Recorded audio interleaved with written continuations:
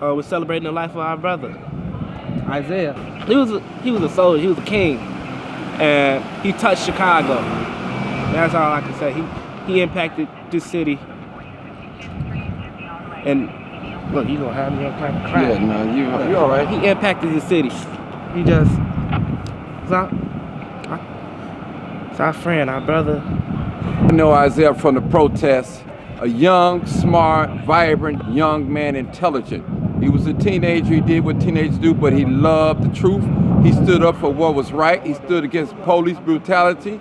He stood up against gangs and drugs and all them things. He's a nice young guy. He's the type of guy, if you seen him 1 or 2 o'clock in the morning and you going into your house, you'll speak to him. You wouldn't be afraid to go in your house if you seen him. That's how his presence is. He was an intelligent, smart guy, and he wanted to see the blacks, the whites, all of us unite, to be together. His spirit was so uplifting.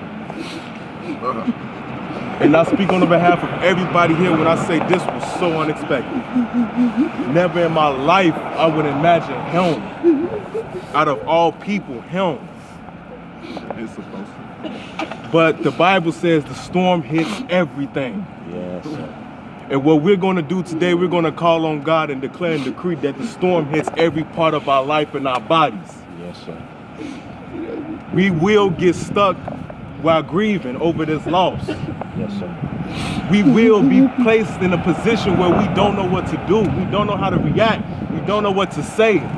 But while we placed in that position, God will be providing us with the strength to make it through, because God makes no mistakes.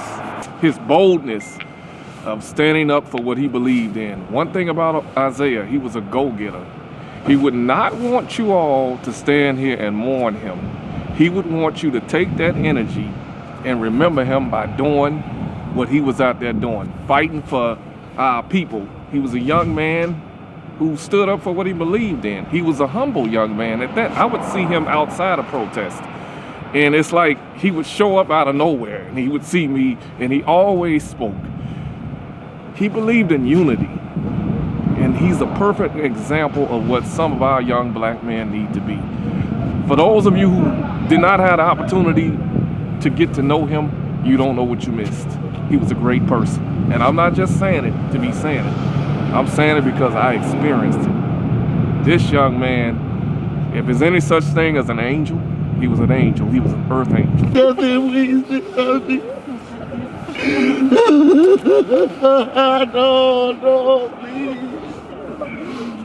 He was my only one, baby. It took me years to find my baby. It took me so many years. I lost my baby when he was only 4. Come back and see my baby. And that I can't do is be around Tyran, the boy that's next to me right now. I can't be without Tyran without Isaiah. I can't do it. I can't do it. Like us 3 together, like it's so unexplainable. Like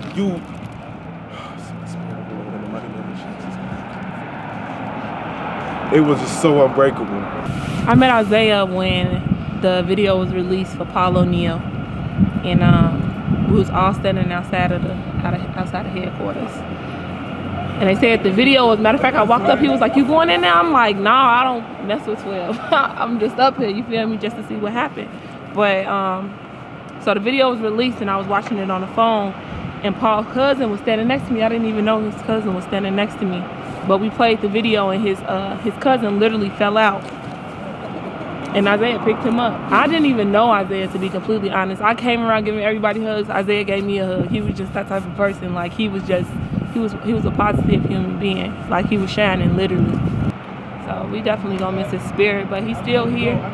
We can't mourn too long. We gotta, especially, he was very passionate about what he believed in. So it's just time for us to unite, cut the arguing out, and do what we gotta do. Because that's what he will want, and that's what everybody wants. So we might as well just do it.